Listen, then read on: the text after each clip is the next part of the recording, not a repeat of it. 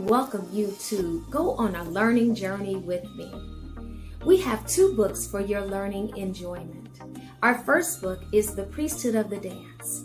The Priesthood of the Dance is a manual to teach and help cultivate the dance minister, the movement of arts minister. We talk about in the Priesthood of the Dance the various colors that the minister of arts uses, as well as the many names of God. Names that he calls himself, as well as we have given unto him in honor and reverence. We also discuss the many symbols that are located on our banners and what they mean. We give you biblical foundation for all of that and so much more. Why does God call us priests and kings unto himself? Why do we serve and move in this capacity in our worship experience? So I invite you to go to Amazon.com and purchase your copy today. It's an ebook only at this moment. In addition, we have our second book that's on pre-order only. It is entitled His Bride. Now that's a play on words because we're talking about becoming his bride, the bride of Christ. Endowed with all that God has given us, he expects a return on his investment. And so we go through various subject matters, various struggles that we as women face in becoming his bride. But that's a play on words, remember? Not only are we becoming his bride, but we're becoming his bride to the one that you're betrothed to, the one that you're engaged to, the one that you're thinking about becoming engaged to. Or maybe you just have no idea of what it means to be married. And so we go through that subject matter as well. So I invite you to purchase your pre-order copy today via Zelle, via PayPal, by typing in Keenan Nichols at hotmail.com, or even Cash App at $YP Beauty with an E, INC. And you can see that information on your screen there. Pre-order your copy today because there's a wealth of information in there, from makeup artists to party planners to various things that you will need to know about becoming the thrifty bride. I was a thrifty bride. So I invite you and I welcome you to Yahweh Beauty.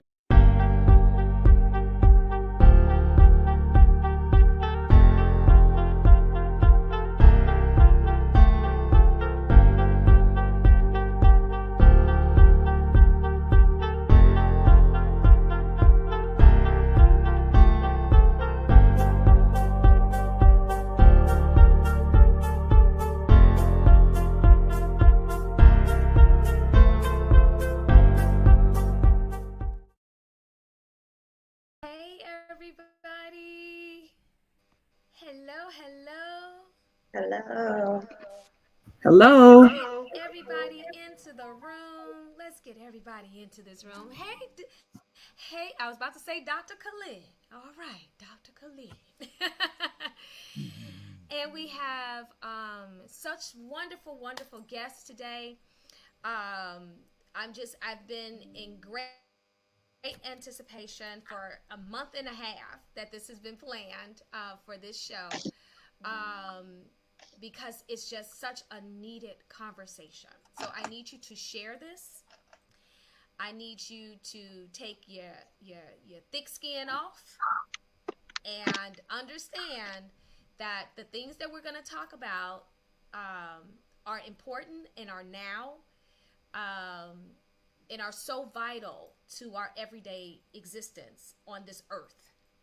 Of course, we're going to be talking about the Chicagoland area, but no matter where you are, I'm sure you're going to be able to take some of these tools and these tips and keep your eyes open and stay alert. That is my sole purpose in doing this particular show.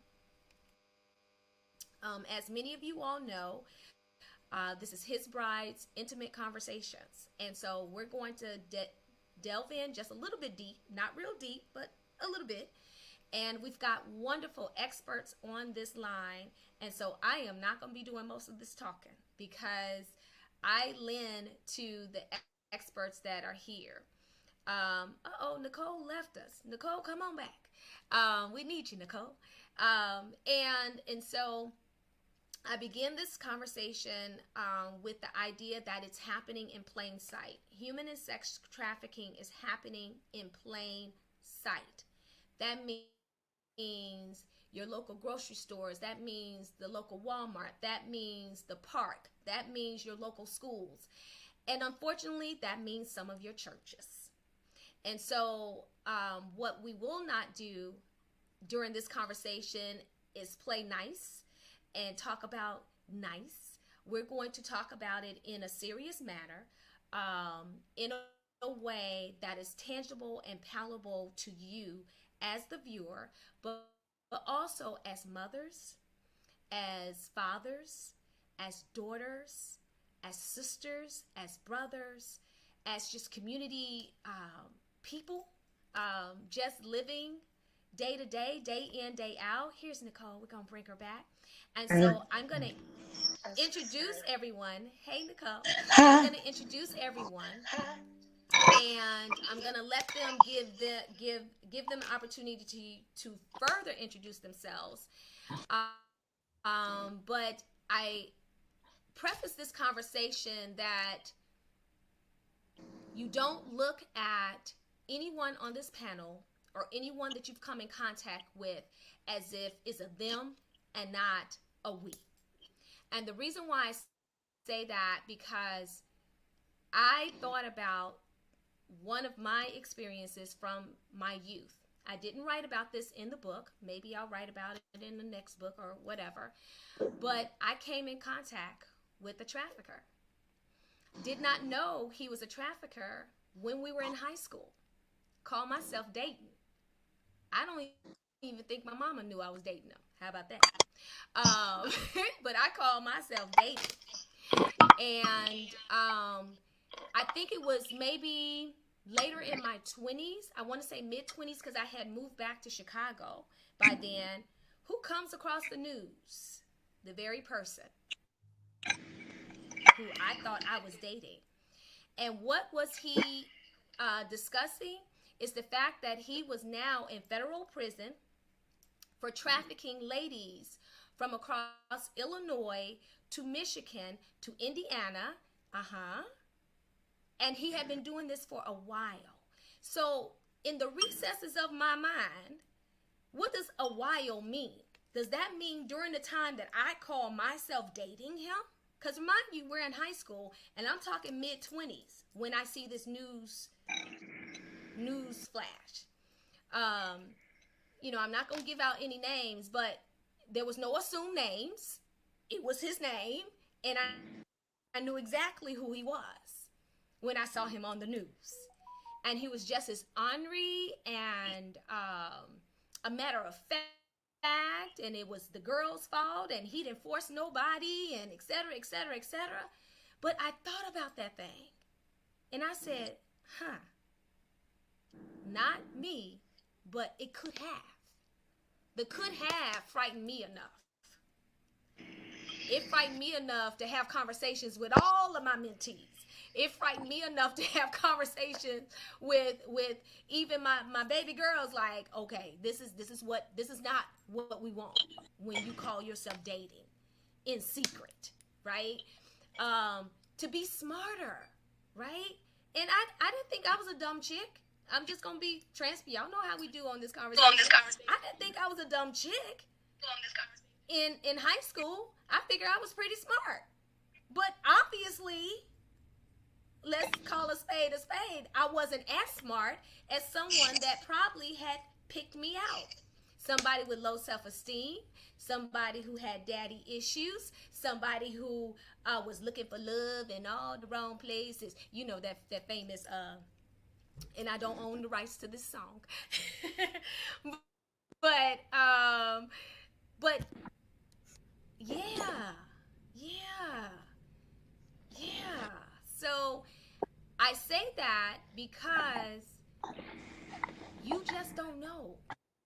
Because we're going to talk about a trafficker doesn't look cruddy, hoodie, the whole, Pimp Daddy, the black exploitation movie type of that. No.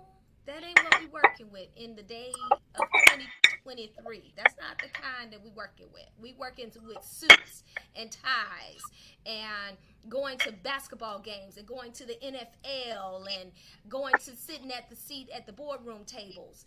Yeah, we're talking about all aspects of it. So I preface this conversation with my own ignorance, my own experience. And this is something that I oftentimes do with my clients who have experienced sex trafficking or in one way or fashion or another. I have been in federal court with some of them. And this is not a conversation that cannot be had in your household. I implore you, parents. I implore you, parents, to take heed, to listen up, and if you need more information, we will give you more information. Absolutely, always. But do not think that it's them over there. It's not next door to me. It's not up the street from me. It's not at my church. It's not at my school, at my kids' school. You know, it don't hit my doorpost in any shape, way, form, or fashion. I'm telling you, it does. So with that, I'm going to start out with Tamitra, who's a dear friend of mine, and oh my gosh, I'm so grateful for each person that's on here. And you all, you're familiar with Dr. Sherilyn Garrett and therapist Khalid, and they're going to provide supportive information as well, and their experience in treating trauma from this experience. But Tamitra, you have the floor, my love. Thank you. Can you hear me? Y'all can hear me? Oh, okay. Awesome. It's nice to see you all's faces and to meet you all. My name is Tamitra Fluker. I am a survivor advocate.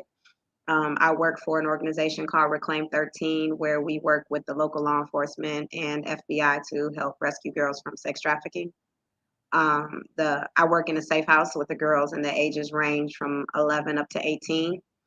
Our house is called Cherish House. And then we just 2 years ago opened up our young adult program for the ages 18 to 24. I've been working for Reclaim for 6 years. I am truly, truly blessed. My title there is House Counselor and Survivor Advocate, but the title that I hold most dear to myself is I am a survivor myself of sex trafficking. I was trafficked from the time I was 11 until I was 13 years of age. And so, as my sister was saying, it isn't like the movie Taken always. I was born in Rock Island, Illinois. I was raised there until I was 13 years of age. Moved to Chicago Heights, and been here kind of since. I will be 44 on Sunday. Praise God. But I am truly blessed to be here. But my trafficking took place in Rock Island, Illinois. Most of the time, the trafficker did sometimes take me out of town to Iowa, maybe to Indiana. What else? That's pretty much it. It was Illinois, Indiana, and Iowa was basically where we would travel to. And my trafficking happened within my family. So it wasn't just next door, it was in my home. My mother trafficked me from the time I was 11 until I was 13. She was heavily addicted to heroin, crack cocaine, and she was an alcoholic. She was a prostitute as well. And she found herself getting more money and getting her habit taken care of more from a man who preferred to be intimate and abuse young girls. So.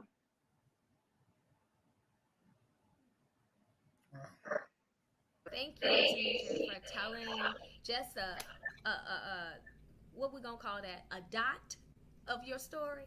That's Yes, like ma'am. a dot. Yes, ma'am. I don't even want to call it a dot. It might be half of a dot. Yeah, not even that. So victorious and not even that. not even that. Right. And so the victory and the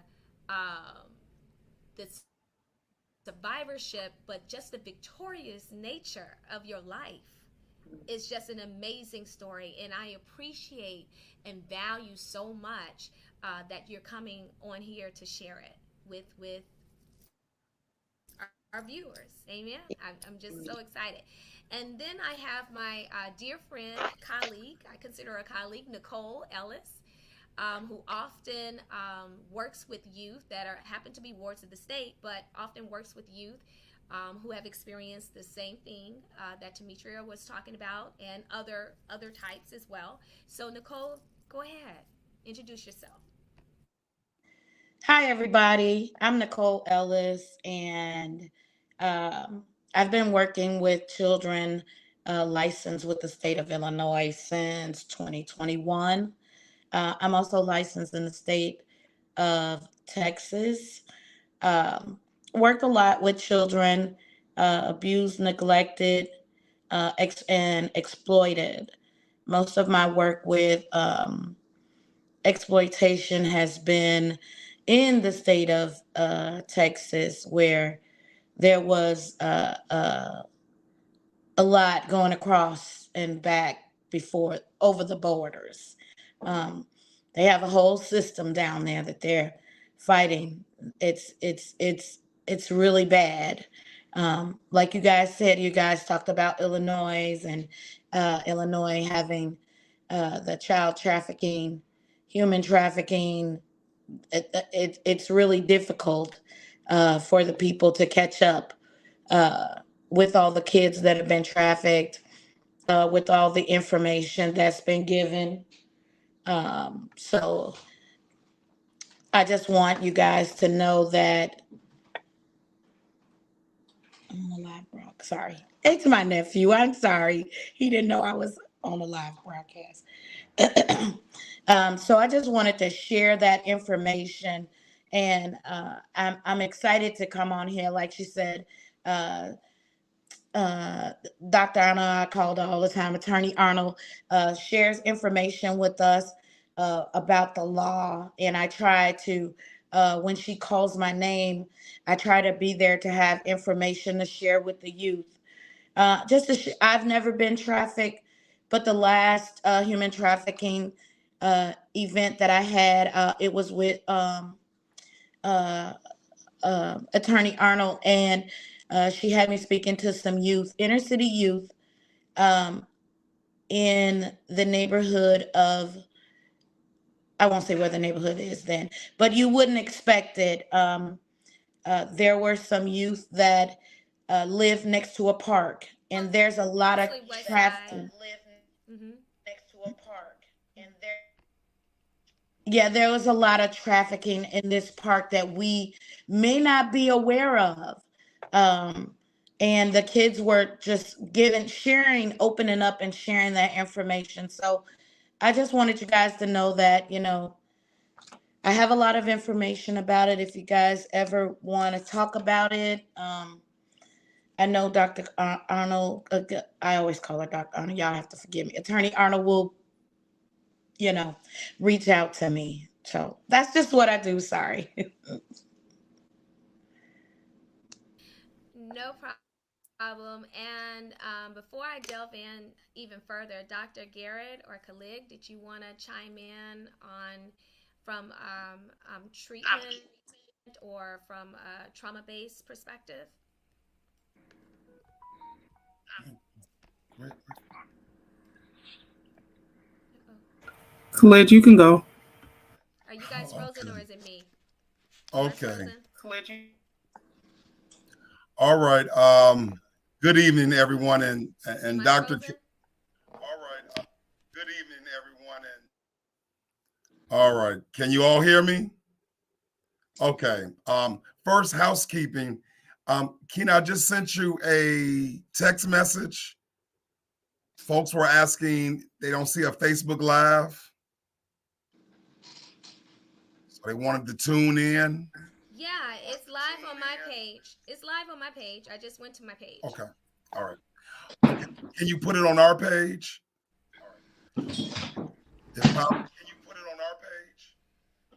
On let's see. I can try. Okay. I can Um, try. okay. I just want to say this that I've worked with children with DCFS for over 23 years.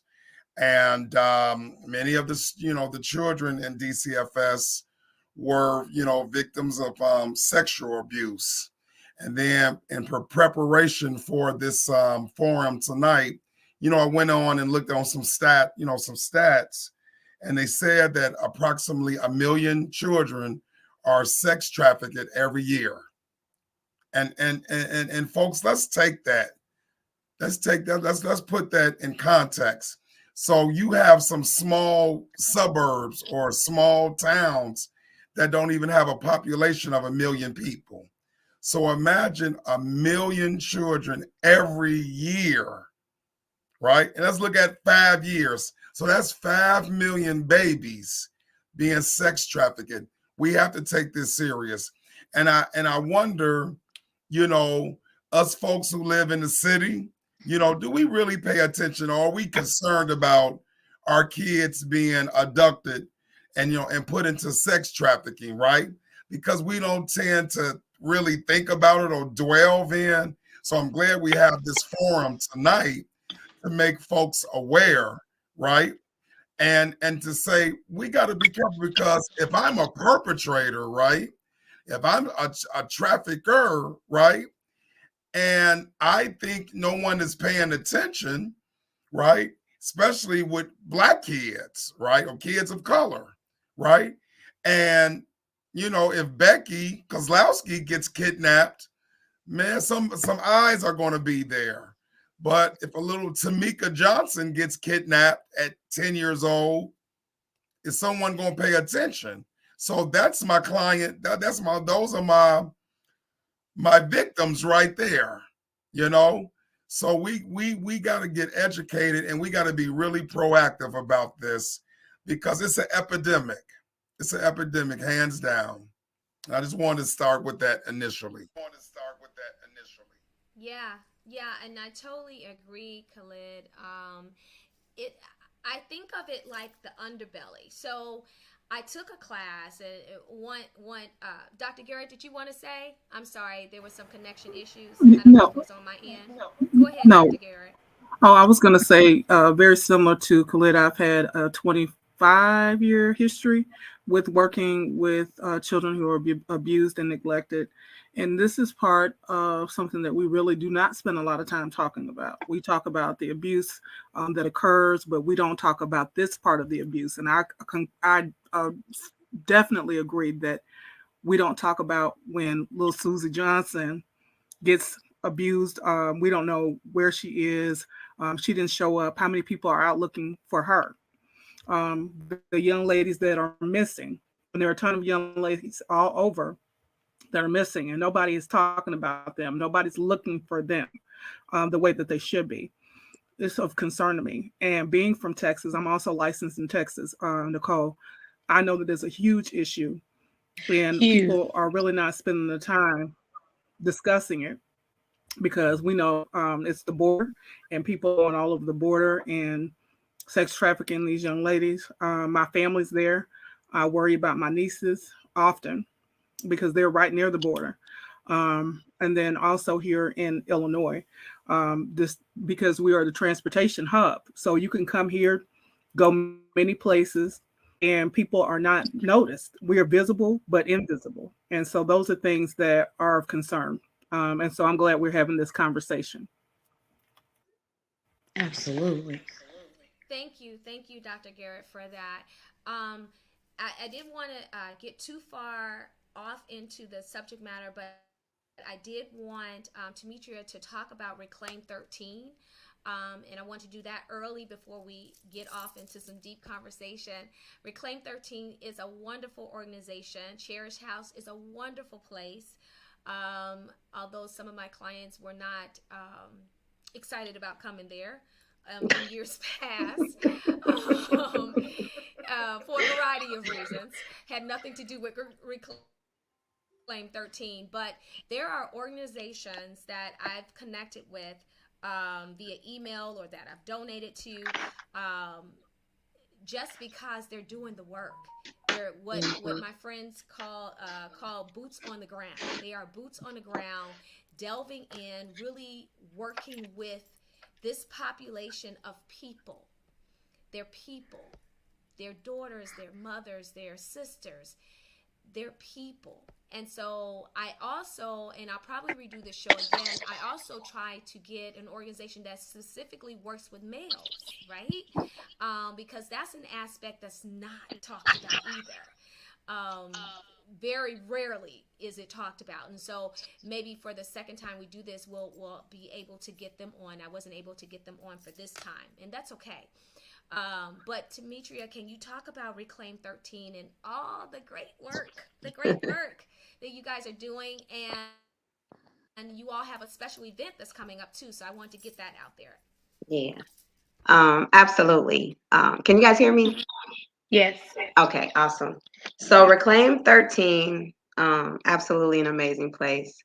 I truly found my voice there, and I truly began walking in my healing once I found out about Reclaim 13, because I had no idea they even existed. And it's so crazy because for so long I thought I was the only person that had gone through this type of trauma. As crazy as that sounds, it was in my 30s when I realized that I was not alone. Actually, I take that back. My older sister was trafficked before I was. And so in my teenage years, I knew my sister had been trafficked. But in my 30s, I realized that there were women who, all around this world, we all shared the same type of story. But Reclaim 13 is a Christian-based organization. It was founded by Cassandra Ma, who started this, who was given the vision 10 years ago. We celebrated our 10th year anniversary, October of 2022. Um, Reclaim 13 is built with, it's all women that works inside the houses, Cherish House and Courage House, which are the safe houses. But we also have men that work in the office and behind the scenes and different things like that to help us be boots on the ground. And what we offer at Reclaim 13 is, first of all, we offer love. We love on the girls. There is no judgment, and there is no walking in shame. We have a staff. Our safe house where I work at Cherish House is 24 hours. And so we have staff that work either from 7 to 3, 3 to 11, or 11 to 7. I am staff that work all 3 shifts. I would have to say my favorite shift is 3 to 11 because you get a little bit more of the girls' personality during the 3 to 11 shift. The girls are schooled through a system called Keystone, where they are able to receive their high school diploma. It is so crazy that some girls come in there who are literally in the 4th, 5th, 6th grade and do not know how to count change because they have not been in school for so long. Being ADHD or PTSD or different type of learning disabilities that are not discovered within school when they are in school. And when we get them at our site, we do test them just to see where they are, and we start from scratch. We have mentors that come in on Thursdays and work with the girls. Actually, they spoil them. They take them out, take them to the movies, just do arts and crafts with them. But we offer counseling services there as well. We have a therapist that is 24 hours. And most of the time, she is in the facility in the building with us. And if not, she is only a phone call away. Right now, at the present time at Cherish House, we do have just the one girl, but our house holds up to 6. We have 2 girls that is in our Courage House, and they actually came from Cherish House. So they graduated from our program and went over to Courage House. And they are, one of them is in college. She has a 3.75 GPA. She came to us not knowing how to count change. She also has a job, a part-time job. And then the other girl that graduated from our program is working a full-time job, as well as trying to finish her high school diploma.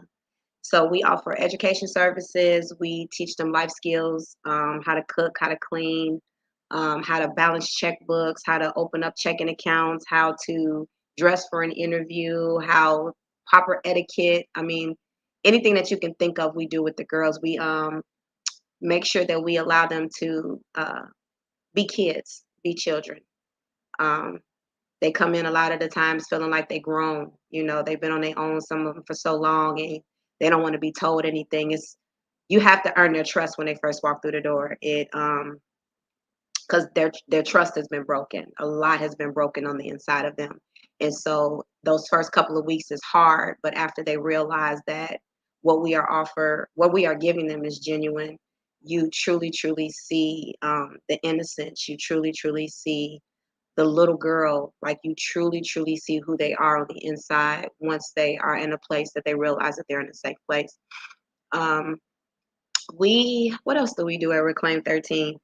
I've been there 6 years. I should know, right? It's actually it's crazy because it's not a job for me anymore. You know, when I first walked in, I literally the first day I walked in, I knew I was where I was supposed to be. Um, I absolutely knew I was supposed to be. Like I said, as a survivor, I didn't know that there was anyone else like me. Um, and I walked in so much shame for such a long time, and it was a secret for so long. And you don't realize some of the things that you carry for dealing with that type of trauma, dealing with that type of shame. And then when you walk in this door, and I'll never forget the first girl that was there. When I walked through the door, she ran to me and she told me that she had been waiting for me all day. Like she knew that I was coming and she knew that I was a survivor and she couldn't wait to see someone like me. And at that moment, I knew I was where I was supposed to be. But 6 years serving there, it becomes like home, and they become like your children. You know, they call me Ma, they call me Auntie. Um, it's just a lot. It is so much that we do, but most of all, we do try to prepare them for society. We prepare them to go out into the world, to be able to function the way that they're supposed to function, to be able to recognize things and set boundaries, and know the difference between real love, know the difference between people that truly truly care for you, and try to get them on the right path. And so those are just some of the things. And if I think of some other things as we go on, I'll make sure that I write it down and share it. But those are the core things for Reclaim 13 is we love on these girls, um, and we just let them know who God created them to be, who they truly are on the inside. This journey that they've been on it wasn't something that they chose. A lot of them come in there ashamed because after a while, like myself, you don't fight anymore. You don't cry anymore. You operate, and it's for survivor. It's for survival. You know, you create this person that let me get in here and get this done and get it over with so I can go back home or so I can do what it is that I need to do and finish with the rest of my day and try to wash it away when I get home. And you have these girls that come in and they're the same way. So they carry this on the outside. So it takes a while to break that, to get into who they are so that you can truly, truly talk to them and speak to them in that place so they know who God created them to be. So that's what we do at Reclaim 13. Uh-oh. And let me just say, that's just an amazing work. It's an amazing work, but it's a work from the heart. And a lot of people, especially Nicole, Khalid, and Dr. Garrett, know me from the social work side and from the legal side of advocating for youth. And they know, don't nobody mess with Keena's kids because all the babies belong to me. I done had thousands of babies. Not humanly possible, but I have. Because if in my head, I've always thought of if I don't fight, if I'm not honest, if I'm not transparent and give them, lay it out in front of them. And if they choose a different route, that's their choice and I have to respect it. May not like it, but I have to respect it. But it won't be because they didn't have another way to go. And because in the beginning of doing this kind of work, and maybe Tamitra and Nicole and Dr. Garrett and Khalid can speak to this, you do take on this like, okay, I'm gonna grab them all, and we gonna save them all. Everybody gonna be safe, and they gonna be safe from harm right way, and because I know the right way, and this is the right way you do it. And I'm sure Reclaim 13 would reformulate my brain back in the day when I used to think that way, but in that there's a mutual respect that has to grow. And when Tamitra was talking about you have to earn the trust, you do. And how you earn the trust is to be transparent and honest. that this road ain't gonna be easy, but I'm here to walk with you through it. So you go to see Dr. Garrett or a Khalid for therapy. Okay. You go to see a Tamitra. You can call her Mom TT or however you rich auntie or however you want to call her at the house. And that's where you go to stay. And that's where you go to stay and you get acclimated to life again, right? And then you have Miss Nicole as your social worker. So I'm working with her. And then I'm fighting the legal battles with you, right? Because for my clients who have experienced sex trafficking in any type of way, they're twofold. So they'll have a juvenile court case, right? But then they might have a criminal case that's going alongside, or they may have a federal criminal case going on alongside. And so to navigate all of that, while trying to, as Tamitra says, rebuild, get down to the core of who they are, and then to rebuild up. Can you imagine how hard that is? And I'm not talking about an adult person. I'm talking about a child. I'm talking about 8, 9, 10, 11, child. Trying to navigate all of that. Plus school. Plus just, I don't even know what I like. I don't know if I like applesauce. Let me try it. Right? You know, it's the simplicity of things that I'm talking about. So I want to give some defining moments. I know we delved in, but so basically sex trafficking is when you're forced, coerced for fraud or anything other than your choice, your honest to goodness choice, right? To have sex for commercial intake. That means money, that means new cars, that means a house. If we gonna exchange sex for whatever you're about to give me, right? And I'm being forced to do it. And I want to say probably 9.5 times out of 10, I'm not the person that's doing the actual act. I'm not getting the money. Well, thing that was used as the attractive item. That's what my pimp or whoever is handling me. That they get it. I don't get it, right? And so when we're talking about this, I don't want anybody who's listening or who may listen to think that these young ladies, and we're just going to talk about young ladies today, these young ladies are somehow choosing to be forced to do this. This is not a choice that I'm being forced to do this, that I'm being beat into this, that I'm being coerced into this. If you do this for me, then we're going to live happily ever after. You know, this is not an after school special. This is not, this is more like Lifetime and Snap. I think they give us more of reality than the reality TV shows. This is not a reality TV show. This is not Flowers and Sugar Plums. And I think, Tamitra, you touched on it. This is not Taken, the movie. No. And I think, Khalid, you talked about this. You know, little Becky gets taken. Look at all the people that were surrounded. But who's coming after little Jennifer? And she, you know, Shantae. Who's coming after them? Who's coming looking for them? Who's responsible for them? And so, Nicole, from a social work aspect, how do you gain that trust that Tamitra was talking about?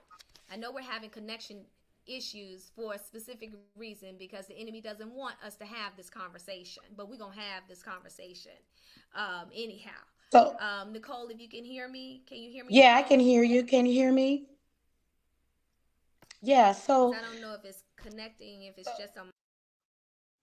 I think she's buffering. Oh, now we're all buffering. Uh-oh. Oh, but you guys can hear me? I think her. So I was just going to say, some of the things that these days that we've been dealing with is it's the quid pro quo, quid pro quo, that they're asking the girls, hey, it's about hair now, it's about nails now, it's about the $40, it's about them Yeezys, it's about the the jackets, it's about the latest, it's about who can smoke the most weed, and it's all the things that kids used to take uh and sneak and do. The quid pro quo, um if you do this for me, I'll do that for you. These men that are luring uh these young women into thinking that they can provide something for them that they don't already have. So the question was posed, that what do I do to build that relationship? It is just reminding them of who they are and providing them with the education of what to look for. And when we did our last seminar at the school, it was, you look for everything. You look for what doesn't feel right in your gut. You look for what gives you goosebumps, make your hair stand up on the back of your head. You're watching and you're watching and you're consistently being in tune with yourself and what you know of you and what you like and what you don't like. Um, I try to provide a lot of education around, before I tell them, hey, you probably shouldn't have got in that car, because that's not the same thing as someone coming up to you and saying, hey, hey, you look pretty today. And nobody has told you, even if your parents work or whatever, that you look pretty today. Maybe that's alluring for you. Um, Instead of going that route, I try to educate them. I try to make sure that they understand that I am here and this is a no judgment zone. I'm not here to tell you what you should have done, where your mama was, and DCFS gonna get her and y'all gonna be removed, because that's a whole nother can of worms that could traumatize and do further harm. All I'm saying is that to build those relationships, you have to educate your girls and get them in tune to their bodies and what they feel is uncomfortable for them, not just somebody touching them. You're across the street at the bus stop and he just keeps looking, and you know that he's paying attention to you and you're uncomfortable. You move around. You get your kids and your female daughters to start having that woman's intuition real early. Um, and that's kind of how I start off with the education, and then everything else is kind of like what, um, the terrace house is what it's called. It's kind of like what they're doing. Show them, love on them. You gotta love on them heavy, because they at that point they don't trust nobody. You gotta have thick skin. I've been called more, if you know what FBB, and I've been called a big FBB a lot. But it's that tough skin to say, I don't care what you do, I ain't going nowhere. I'm Mm, here. So those types of things are how I build relationships with them, letting them know that I'm not going nowhere. No, it never mm, happened to me. But I've been doing this a long, like we said, we've been doing it a long time to see it need the job needs to be done, whether you get paid for it or not, because mm. they're gonna ruin our girls. So that's how I build the relationships. Go ahead. I'm sorry. Um, no, I just what you're saying is so true, and it's from a survivor. Like literally in school, I didn't have that. There was one person. Her name was Mrs. Anderson, and I wasn't being trafficked at the time anymore, but I was starting to act out because we moved from Rock Island to Chicago Heights. And so my mother stayed in Rock Island, but then she lost the house and everything and had to move back in with my grandmother because my grandmother had raised us. And so once she moved back in, I started to develop issues in the home with my mother being there. And I started to act out, and I was in high school then. And so being the community that I lived in, it was just assumed that since I lived in a community where there was gang banging and all this other stuff, that was my problem. You know what I mean? The area that I lived in, that's what they accused my behavior on. That's what they associated with, but that wasn't the case. And there was only one woman in my school. She was a security officer at the time. Her name was Mrs. Anderson. She was the only one, literally, that would try to stop me, like in the midst of me going, because I was fighting all the time. I was one of them girls that was calling all the teachers out their name, ready to fight. I was disrespectful because I couldn't control anything that was going on in my home. So I was trying to control everything else around me. And the trust I had for people was gone. If my mother, in my mind, if my mother allowed this, if my mother did this to me, don't none of y'all care about me. Y'all don't love me. Y'all don't care about me. This is a front. Y'all just doing this because this is y'all job and y'all lying. So don't try to talk to me. So I was one of them girls that was going off and fighting. I joined the gang as well. I was in a gang, but that wasn't the reason why I was acting out. But I was one of them that was snapping out, and it wasn't too many people in authority or teachers or anything like that that was trying to get to the root of the problem or trying to love on me or speak those things into me. It was call the police and take her to jail. I'm telling you, I was getting suspended. I would get suspended for 10 days, come back to school for 3 days, turn around, get suspended again. I was always getting suspended. Every time you turned around, I was getting suspended. I was in fights. I was cussing people out. I was getting put out of the classroom, to the point now that although God has done a reversal, but my children, my oldest 3 children, went to the same high school and graduated. But when they got there and they knew who their mama was, they thought my kids was gonna come in there and clown. They was like, "Your mama who?" When I went up there for a parent-teacher conference and the same dean was there, some of the same security officers there, they was like, "What you do? Who you got up in this school?"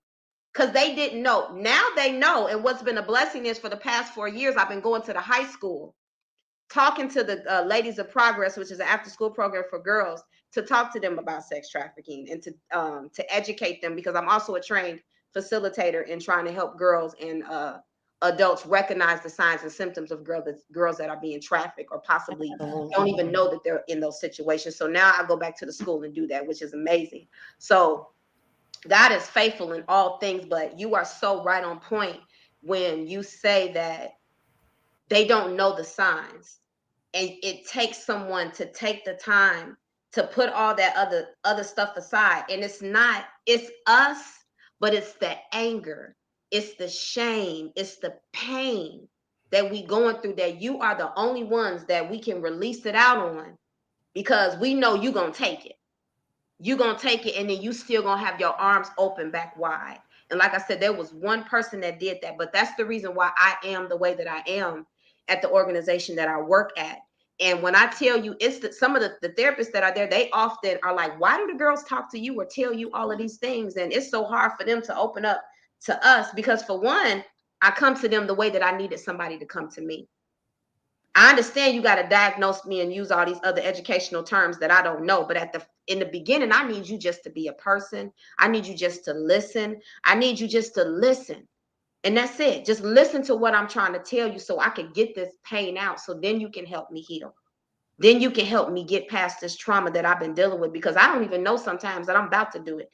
PTS, I was undiagnosed for so many things for so long, because it was just an automatic, "Oh, she's just a troublemaker. We ain't got time for that. She going to jail." The police officers in Chicago Heights know me by name. Do you hear me?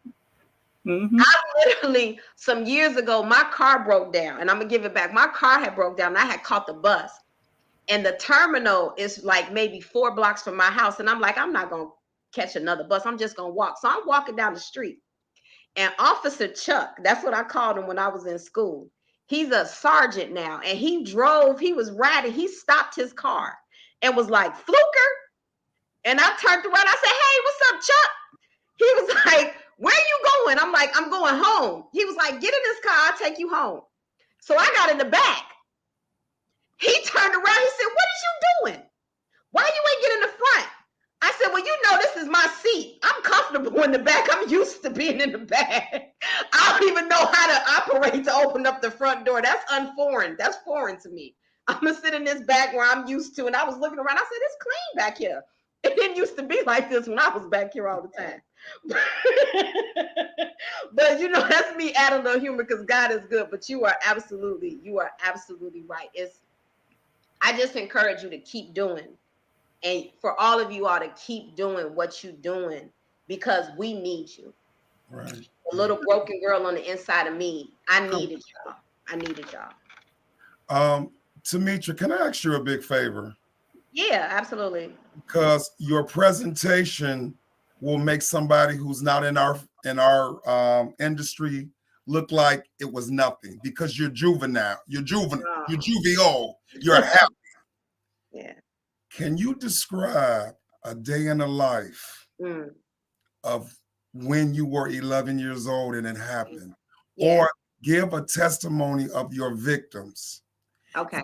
Because I want the audience, because listening to you, they like, it must not be that good. She's happy. I want you to describe the nightmare, just if you can. Absolutely. I want it to be impactful. Yeah. Okay. So I do speak from a place of being healed. It took me a long time to get there.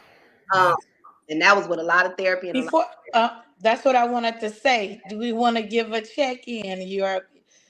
You being okay with that? Right. Oh yeah, absolutely. Okay. Absolutely. I have no problem.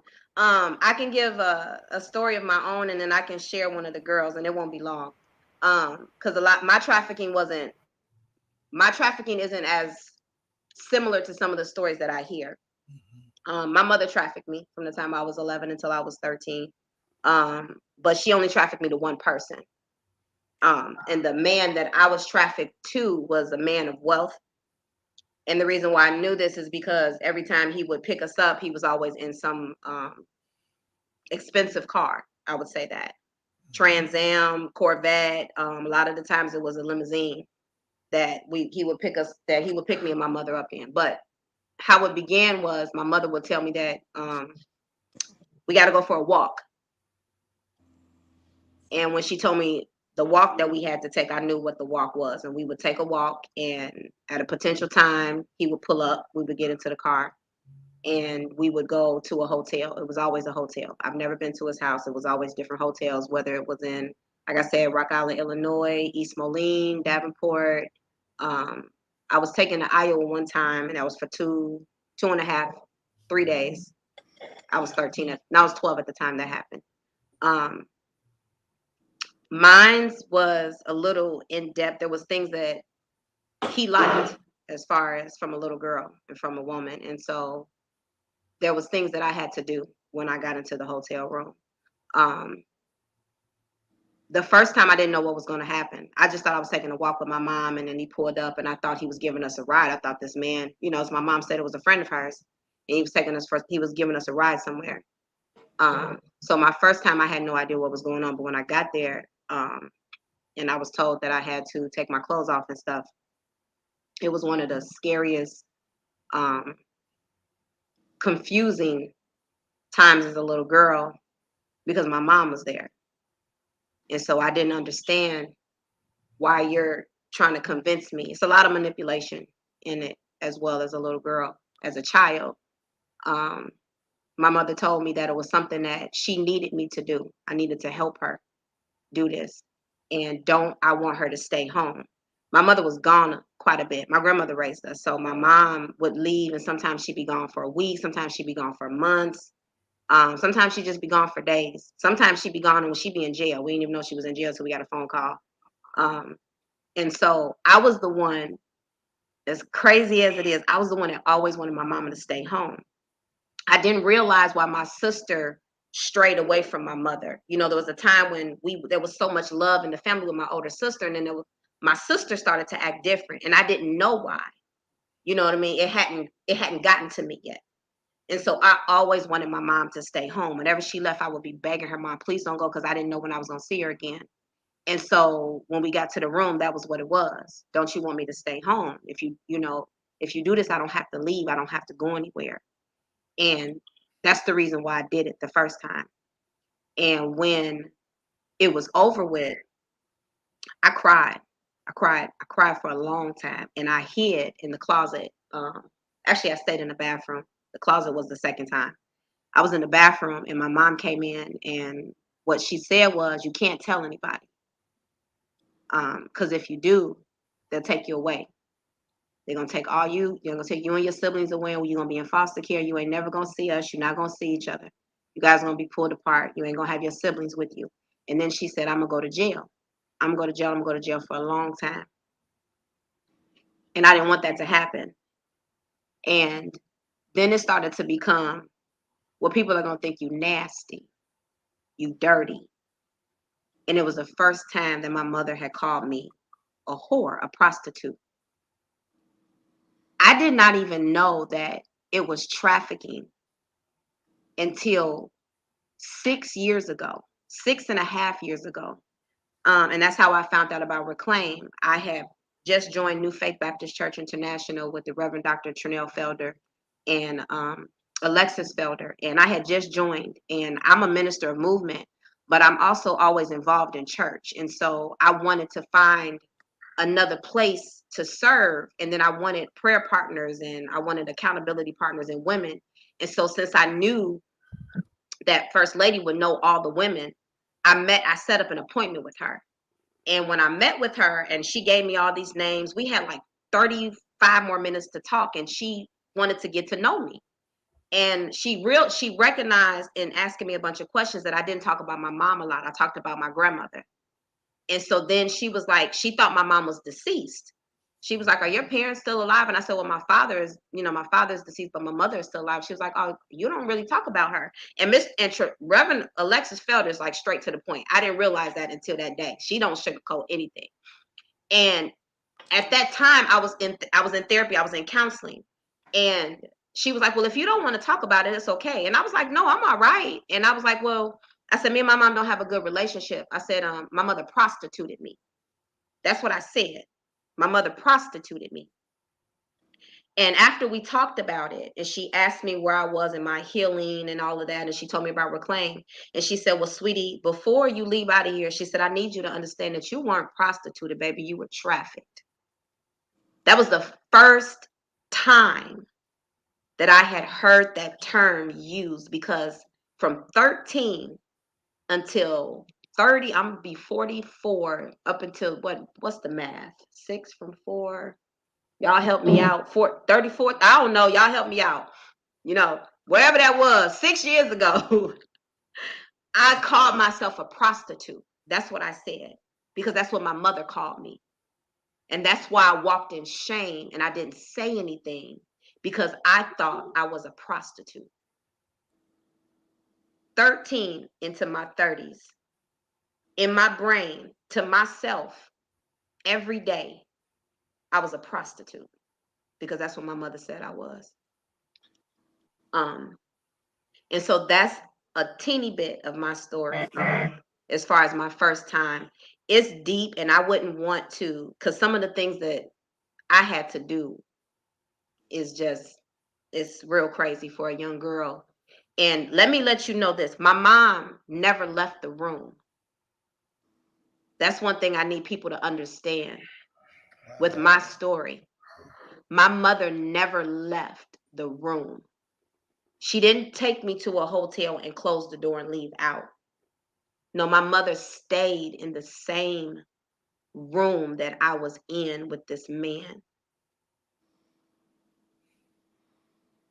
Her eyes was on me the entire time. Her eyes never left me. Not one time. And That's just the as a teeth bit tidbit, of my story. yeah, remember the half of the dot or a corner of the dot of the story. But her story, Tamitra's story that she just told you, that's not one in a million. Right. Right. I can name kids, I will not, but I can name kids that are going through my mind that I've represented in court. Same story. like, I should not say same story, but likened story.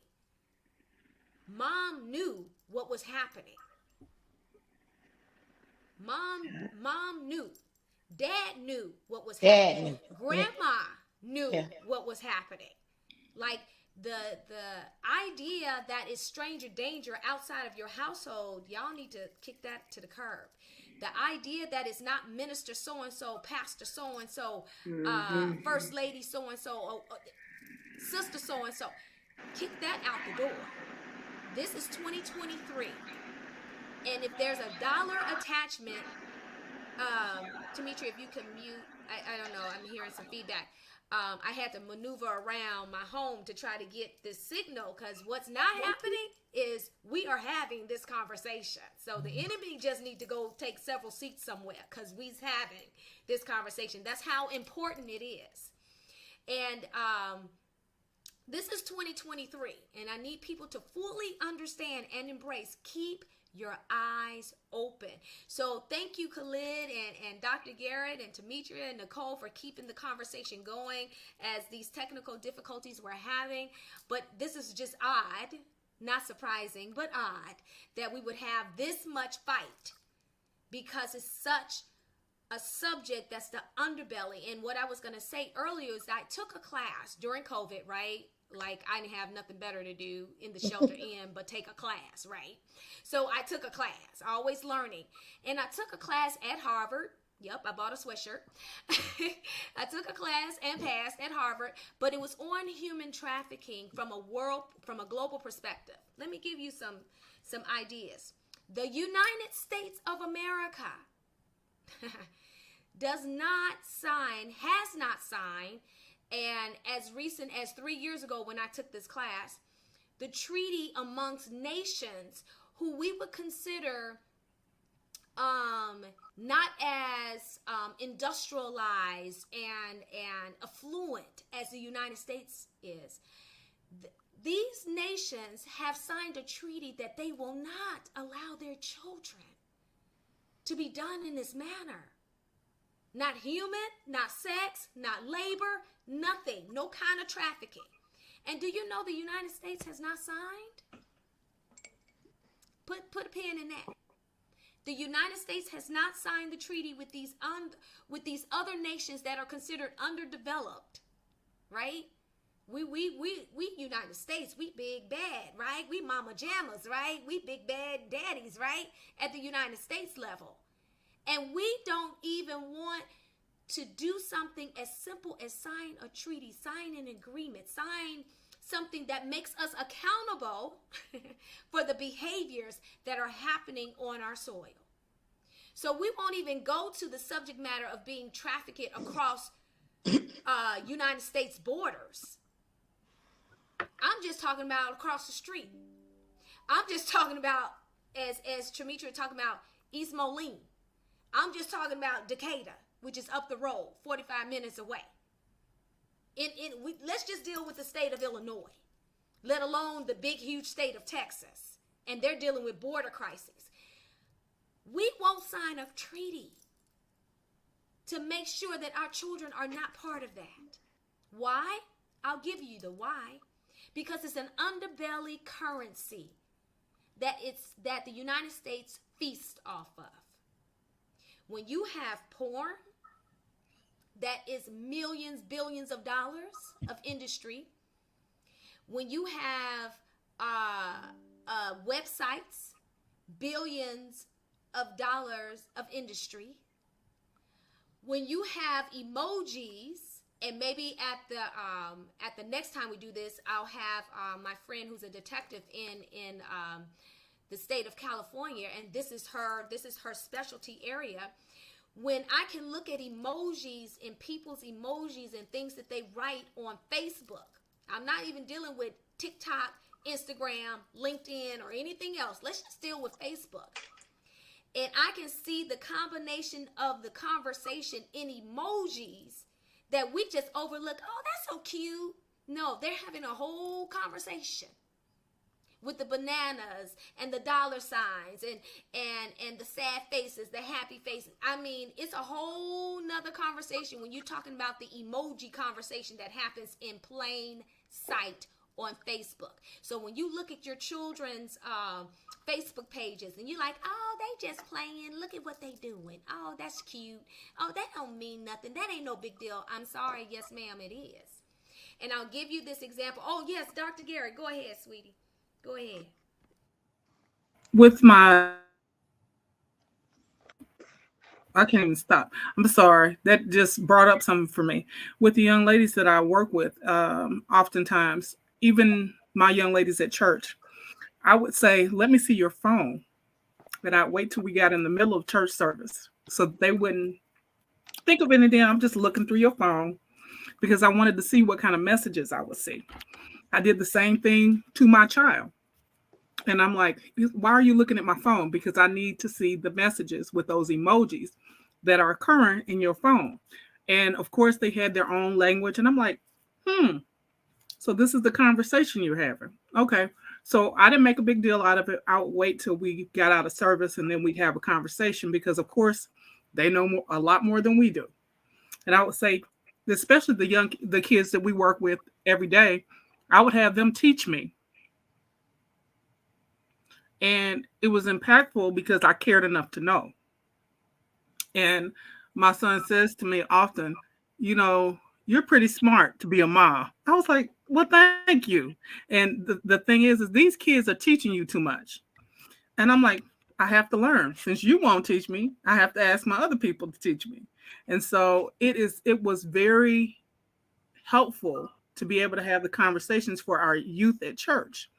And so I would always have those conversations and still do. And I think it's because they feel safe. I gave them a safe place. And I also helped them to have voice. And still, they come to me. They're still 17, 18, and they've known me their entire life. And they come and we talk about these same issues, same things that we're bringing up now.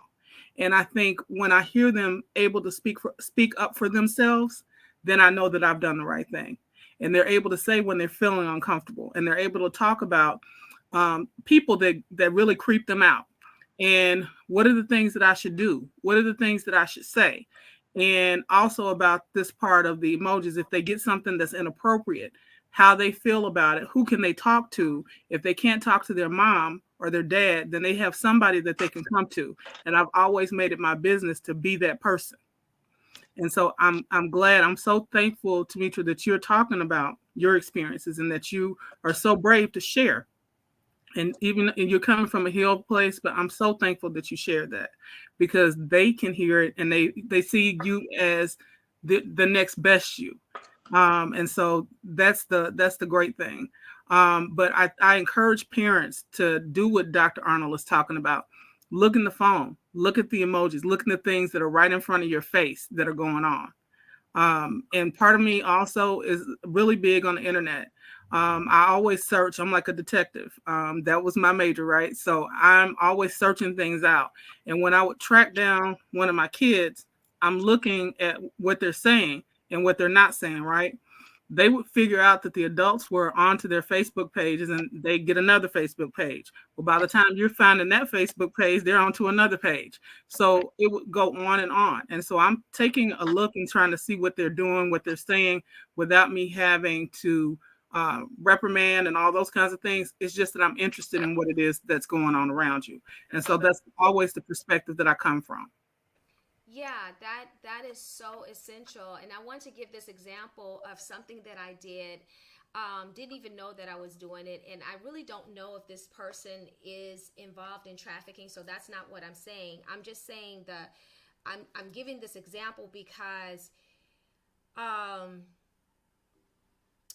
thought I was giving knowledge to someone who didn't want it. So there was a person that I used to sing with, used to be Facebook friends with. They have since blocked me from Instagram, Facebook, TikTok, and everything else in betwixt after this incident happened. And so it was so random. You know how you have your story on Facebook, and you might post some things. So this person Nice looking guy, single, believed, I believe that he has a relationship with God the Father, Son, Holy Spirit, saved, whatever, I'm not here to judge one way or the other. Was engaged to be married, but what he had on his story page was a cartoon image. The young lady was in her bra and panties in a bed, a messed up bed. There was a guy image with his finger pointing down in her face. And mind you, the image of the female lady in her bra and panties in the messed up bed, she had her hand over her face, and there were like the tear images coming from her hands. So she's crying in distress, right? And he's pointing at her, and the caption says, "You better call me daddy." And I scrolled past, and then it hit my spidey senses, and I scrolled back. Then I went to his page, because sometimes you can't scroll back, right? So then I went to his page, and I pulled up the story, and I said, does he really have this on his story page? So then I'm thinking, well, maybe his page got hacked. Because that happens, right? People hack your page and put some nasty things on there. And Lord knows I've had to delete, block, all kinds of things, right? So I messaged him. I didn't make a posting on Facebook. I messaged him and said, hey, bro. And I called him that, bro, because I thought we had this familiar relationship. I said, hey, bro, you might want to take that image down, or maybe your page has been hacked. That's not a good image.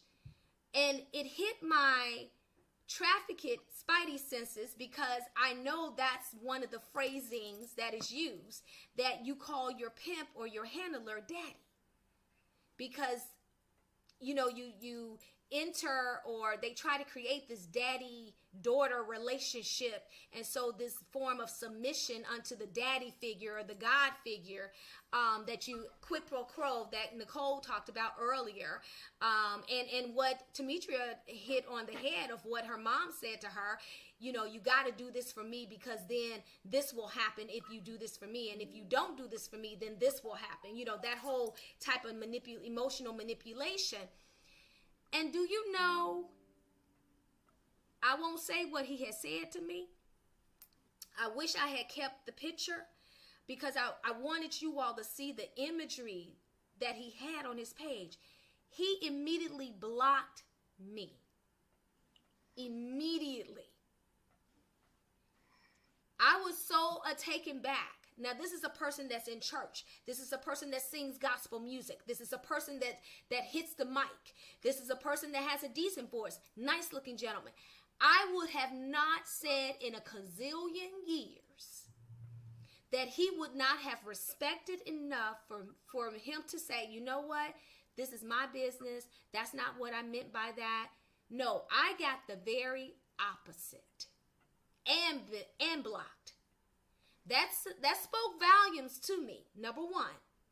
And again, I'm not saying that person is a trafficker, but the level of or the lack of empathy and sensitivity, that you would think that was an okay image to post as a young single man about to get married to somebody. And you thought that was okay. So when we're talking about sex trafficking, I want to bring it back down to just pure decency, human decency basis. There's just lines you do not cross. Period. There's things that you do not say. Period. There's no amount of emotional manipulation that's ever good. Period. And I'm talking to parents. Don't even start that quid pro quo when they're young, because then you've normalized that behavior and that conversation. So when Nicole was talking about teaching your girls to have discernment early and understanding their bodies and stuff, you've already started the teaching without even knowing it. I think, Khalid, you want to jump in? Go ahead. Yeah, because I got to get ready to log off, but I wanted to make this point. First of all, Tamitra, thank you for honoring my request, because I think that was the most impactful part of this forum, hearing your real life testimony, because I felt it in my soul. Yeah. Number two, to address what you just said, Dr. K, we are desensitized. We're desensitized. And when we think about Black girls or girls of color, remember, we have this thing about Black girls, Black women, are promiscuous. They like sex. They don't value their body, because look at the images we see, right, in society. When you think of Pure Driven Snow, you think of Taylor Swift, right? But when you think of Fast Girl, we got who? Megan Thee Stallion. We got Cardi B. So our women have been over sexualized, right? So for us men, well, Black women like that. Black girls like that, And so we become desensitized, right? So that's why, again, when Becky goes missing, Amber Alert. Tamika goes missing, she just being fast. Look at what happened with the R. Kelly situation, right? If that was 100 white girls, it wouldn't have took 2 decades. But it was Black girls, and he knew that. He knew that. So we got to stop being so desensitized, right? And we got to tell these stories as cold-hearted, cold-blooded, as hurtful as it is, because I want to jar people. I remember years, I tell my friends, don't let your daughters go and sons go and do sleepovers. Why, Khalid? Because that is a perpetrator playground. I remember a friend of mine saying, well, Khalid, my daughter not going to be like your daughter. My daughter going to have a life and have fun. And I said, sweetie, you know what I do for a living. I had to, at 27 years old, when I was a foster care supervisor, I had to take a little girl to Providence Hospital so she can get a rape kit done. So, and I was a 27-year-old young man who was like, oh my God, right? But we're desensitive. I remember doing a group for perpetrators. And that's why I got the thing about the sleepovers. One of the guys said, Dr. Scott, you wouldn't believe how many victims' parents hand their children over to me. Even when dads would bring their daughters to my house for sleepovers, they wouldn't even come and shake my hand and say, hey, I'm Mr. Johnson. Who are you?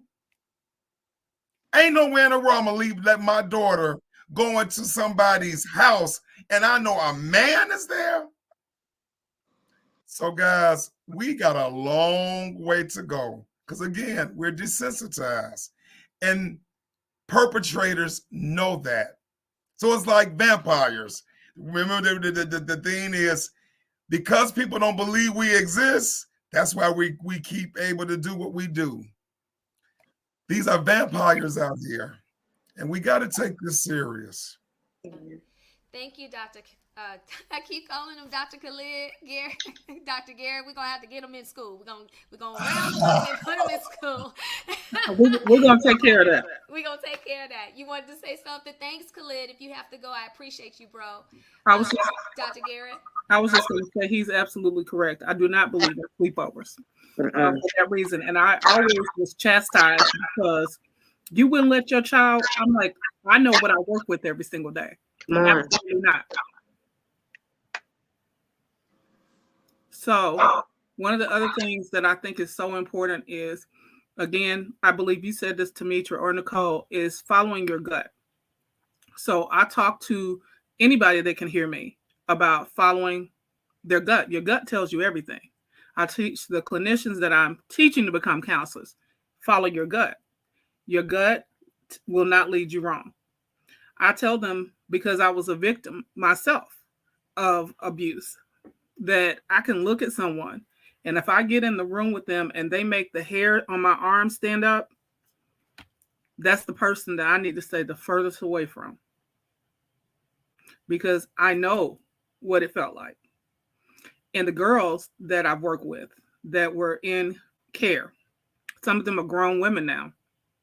And I watch their pages. We are friends on Facebook. And the thing that they always say is, I always hear your voice in the back of my head. And I said, oh, I did my job. You didn't like it when you were a teenager, but you hear it as an adult. And it's always being protect yourself. Watch those around you. If it feels too good for you, sometimes you have to understand that's just another part of your heart. It's not what you should be. Think with this instead of this. I said, every time you start thinking with your heart, sometimes it's going to lead you down the path. You have to be smart in how you're interacting. Not that it's your fault that things have happened or occurred, because it's not. I make sure that I say that to them because it's true. Look at those things around you. When you travel, I'm watching those things around me. I'm close to the elevator. I'm making sure people know that I'm there. All those things, because it's really important. The other thing about, Kina, I think you said something about, I can't remember. I had a point and I'm going to have to come back to it. But it was about making sure that you are vigilant about those things, about the sleepovers, about the oh my God, I lost the point, but I'll come back. Say it again. Facebook pages. Oh, definitely the Facebook pages. Looking at the phones and stuff. All of that. Yeah. Yeah. I think Nicole, you wanted to jump in. Mhm. Yeah, I just wanted to add, when we were talking about the signs, and yeah, that was me that says, you gotta, you also, gotta teach your girls to, watch their friends. If you know that you have friends and your friend is all of a sudden down or moving funny, or you got some man dropping her off and y'all can get a ride, and tell somebody. Tell somebody. If you see something, say something. Teach your girls that if this gonna be your friend, you're gonna have this pack. If y'all go together, y'all leave together. Y'all return together. That you kind of walk in groups and pairs, and nobody talks to strangers. I don't care what they look like. You don't leave with anybody, and like I said, if you're feeling uncomfortable, tell somebody, flag somebody. Um, there are people that are, we were talking, there are people that have women with them. It's not just men, they have women with them, and they're grooming these girls, and they're coming up, they're talking with them. So you have to, we had a whole list from the high school of the signs and what they look like. Everybody. Where can it happen? Everywhere. Who can do it? Anybody. Where do you have to be? It doesn't matter. You just have to feel safe and comfortable in your skin. That's where you start with your girls. And we didn't talk about boys, but we did when we went to the school, you know, and as well as our LGBTQ youth. You gotta, they're taking them and they're trafficking them. It doesn't matter. They're kids, they're young people, they're women, they're Asian, they're black, they're Hispanic, they're white. It's everybody. Who can it happen to? Everybody. Yeah, You Nicole, that where can it happen? Everywhere. Everywhere. Who can it Yeah, happen to? Anybody. yeah. What nationality, ethnic group? All of Everywhere. them. I think Tamitra, you wanted to jump in. Yeah, real quick. One of the girls that we had at the house, within the first year that I was there, because we can't say names or anything like that. But that is how she ended up trafficked. She went, her friend wanted to celebrate her birthday for her at a hotel. and went there and they got drunk and they were drinking. She's underage, drinking, doing all types of stuff. And she woke up and she and two men were the only one that was in the hotel room. Her friend had left her there. Her friend had left her there. And that's how she ended up being stuck in that situation. Yeah, when you say that, Tamitra, and I'm sorry, guys, for whatever reason, we all have to mute when the other person is talking. It's whatever. But anyway, I had a client that was trafficked all the way to New York, and she had a seizure disorder as well. So she was trafficked all the way to New York, and she ended up in a seizure. Did anybody take her to the hospital? No, they left her in Central Park with a grand mal seizure in the middle of the park. Are y'all hearing me? The people that took her there to use her left her. And we had a social worker here had to fly there to get her from the authorities there and bring her back to Chicago. This is what I'm talking about. This is not this is happening here and now.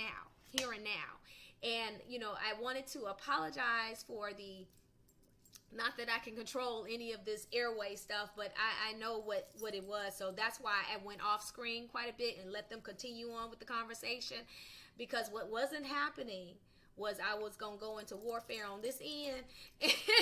Like, listen, this is what's happening.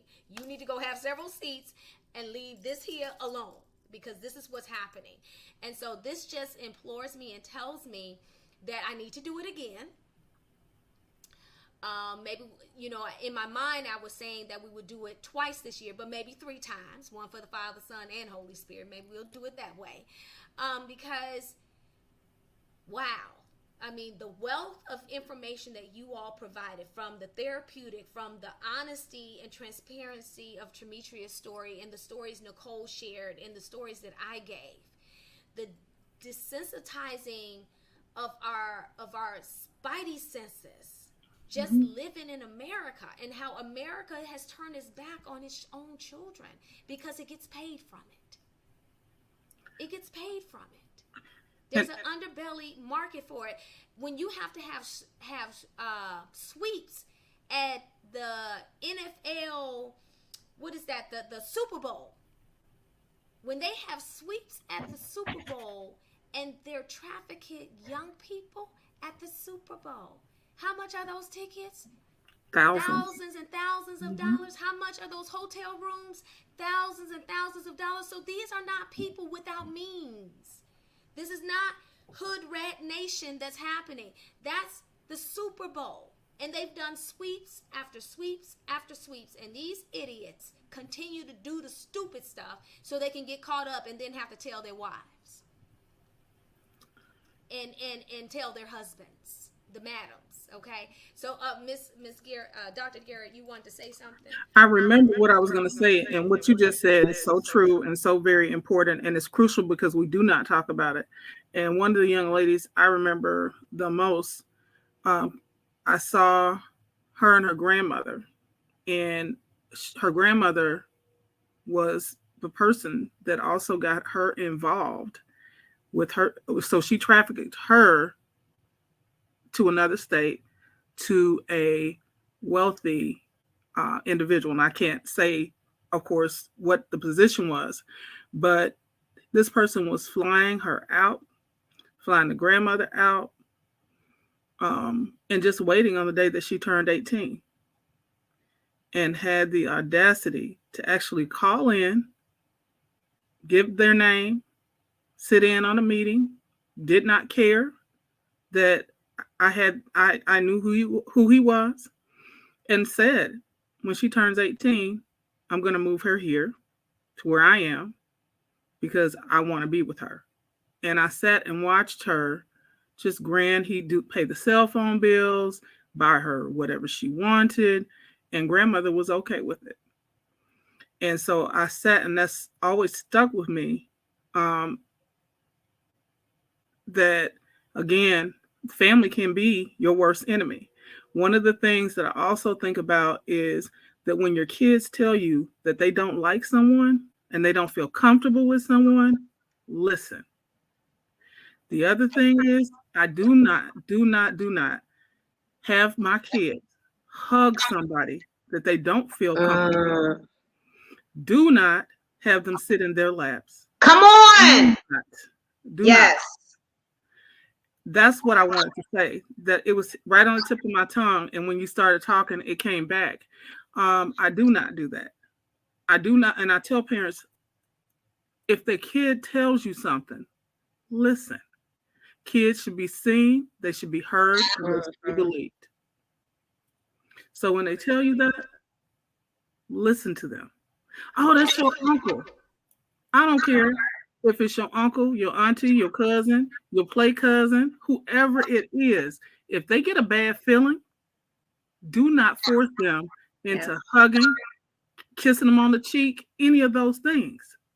And that goes back to the molding that you're teaching when you don't even know you're teaching. You're teaching them to disregard that discerning spirit that's inside of them, that discernment that's inside of them. You're teaching them to repress it. Exactly. And so when they get into, preferably when they have other experiences, they repress that. So now iron can't sharpen iron. Correct. It's dull. It's dull. And before they know it, they might be caught up. They might be caught up. And me and Tamitra were about to just shake the computer when she was talking. Because, yes, I don't even do that with my own clients. If they wave at me from afar, we wave. If we fist bump, we fist bump. You know, whatever their space is, I respect their space. Absolutely.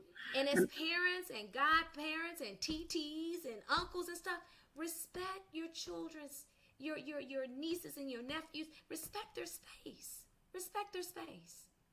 But oh my gosh, we an hour and a half into this. This wasn't the intention. I done kept these people away from their families.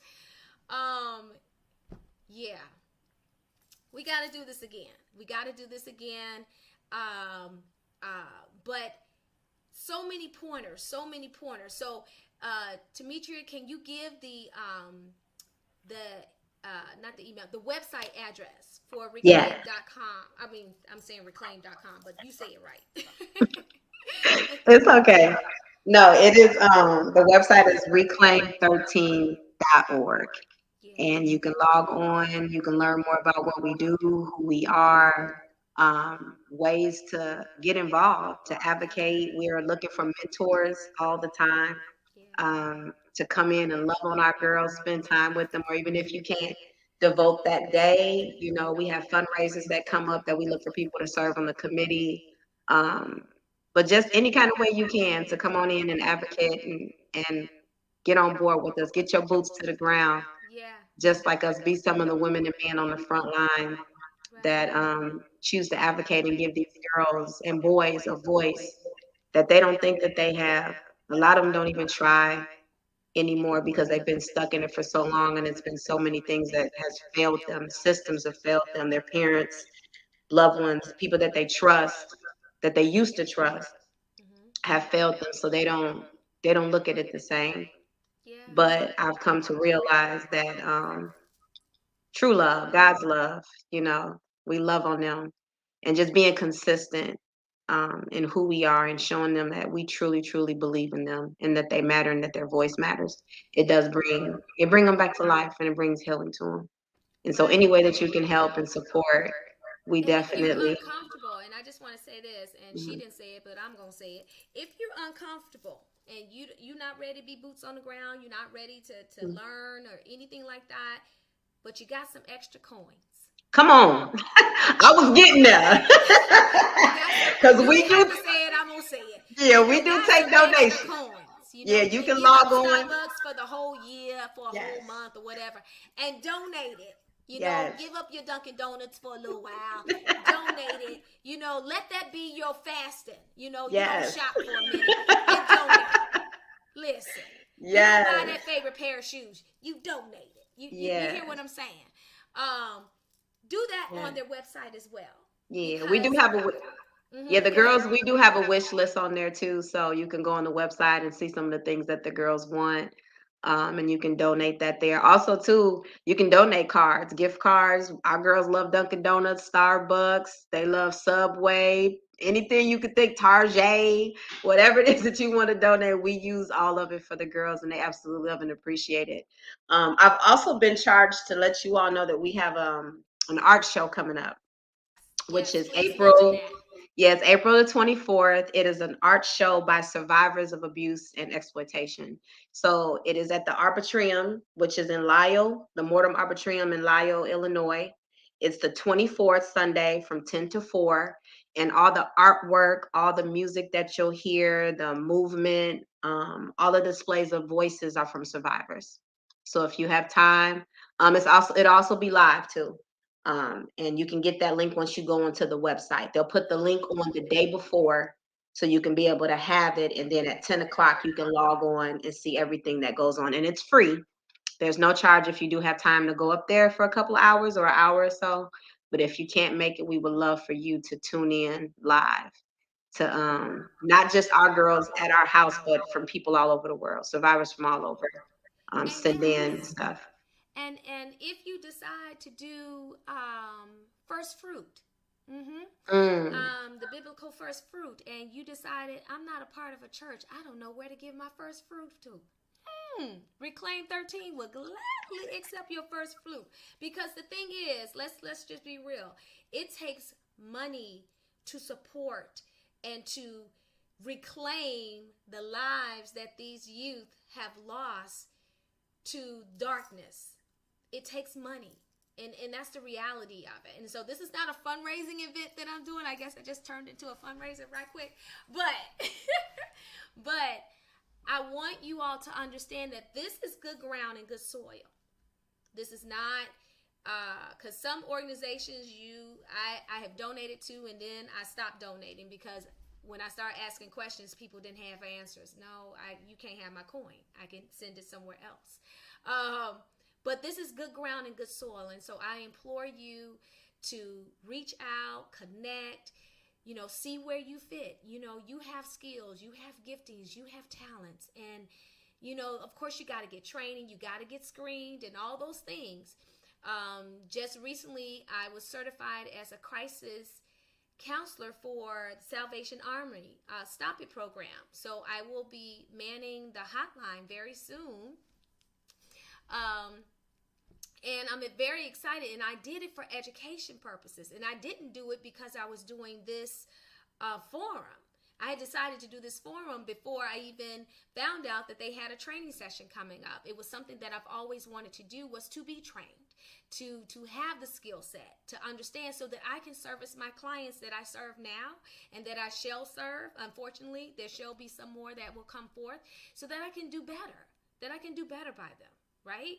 And so you do that by what? Self-education, reaching out and finding the resources and educating yourself. And so I just implore you. So you've learned about the trauma of it, and you've learned about the victorious nature of it as well. And you've learned about things that happen in between. But most importantly, you know that keep your eyes wide open. Say something when you see something. And because one person doesn't listen, that don't mean person number 2 is not going to listen. No sleepovers. We've learned about that. No, not shaking the hand of the house in which you dropped your child off at for the party. You need to know everybody that's at the house, right? Maybe not dropping your child off and you just stay there for the party and then y'all leave together, right? Young ladies, parents, know what your children are doing in their phones. I don't care who pays the bill. It don't matter if they got a summertime job and they pay for their own bill and this is my phone. Well, I need to see it. Simple. My godchildren know that. Let me see who you talking to. Who you talking to? Let me see their faces. I do that all the time. Oh, gee, mommy. Yeah, I need to see their faces. Just in case I need to do a sketch print. I need to see their faces. But those are the things, those are just simple things that we can do. Keep your eyes open and know that the scary, dangerous, hoodie, dark Vader type imagery that we've had in our mind of who a trafficker is no longer exists. It could be within your family. It could be the pastor. It could be sister so-and-so. It can be female. It can be male. It could be part of the LGBTQ community. It can be part of your religious community. It could be a part of a cultish community. Or it could just be next door to you in your, what do they call those? Cul-de-sac communities, gated communities. It could be in that. So just know that this is happening around us in plain sight. And I encourage you all to reach out and gain the information that you need.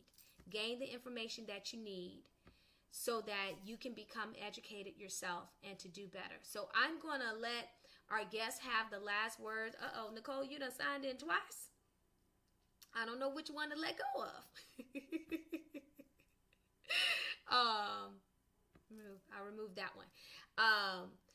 But I'm going to let them have the last word. I appreciate you, Tamitra. My God. Thank you, sis. Thank you, sis.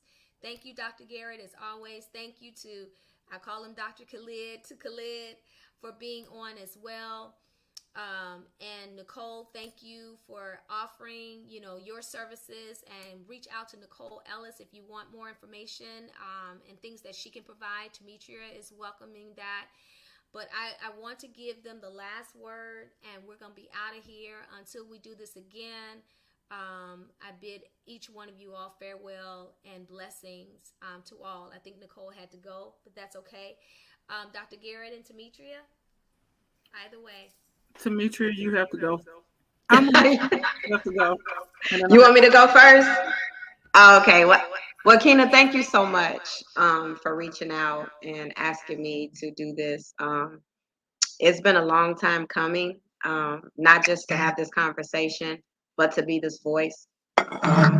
You've known me for a while, and like you said, you knew it was something, but you didn't know exactly what it was.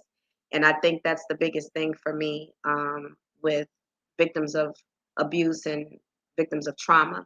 A lot of people perceive that it's one thing, and they don't understand that it could be a lot deeper.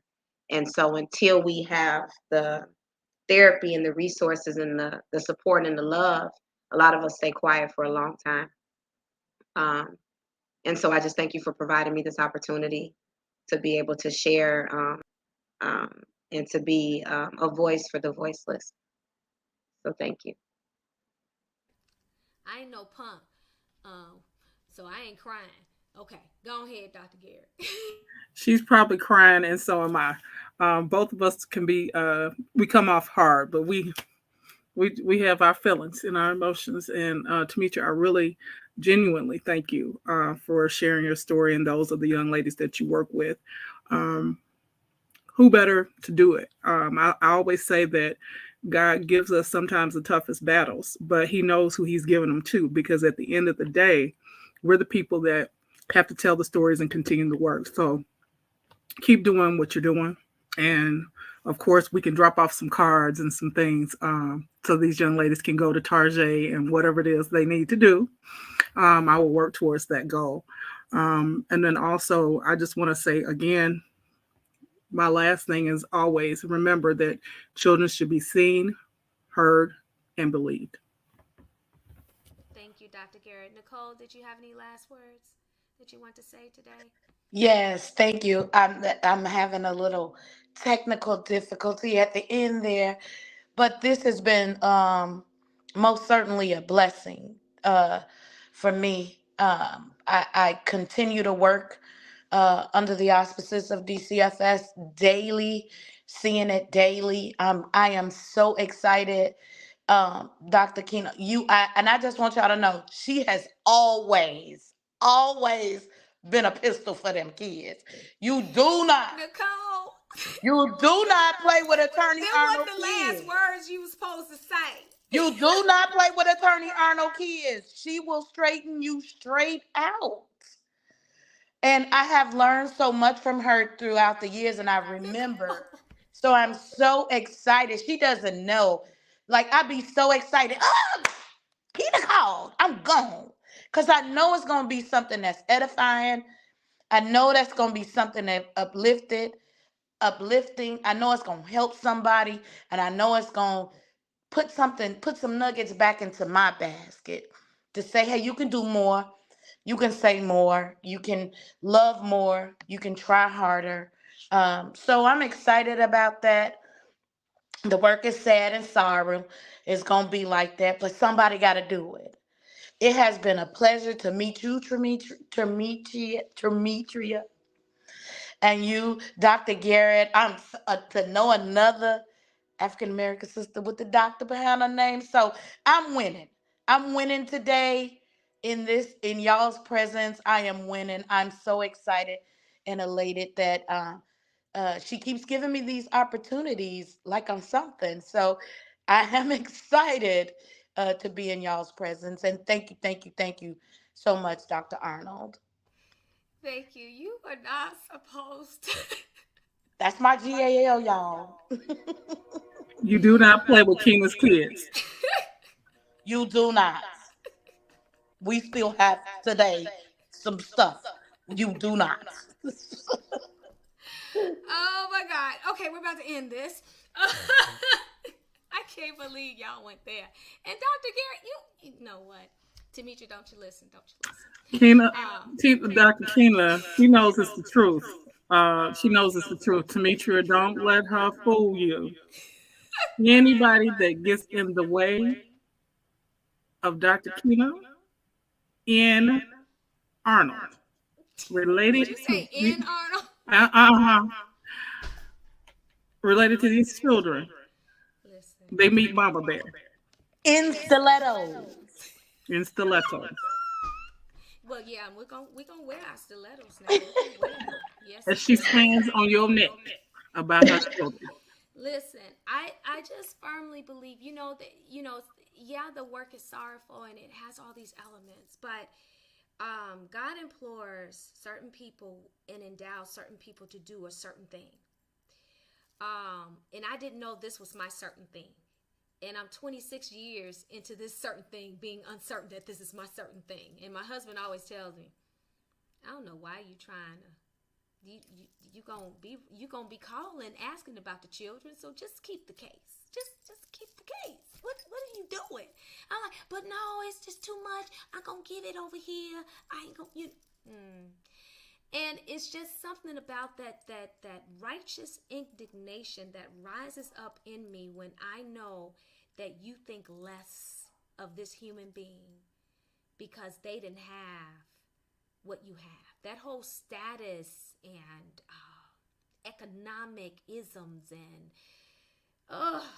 it just burns my soul. And people don't know that because I like finery.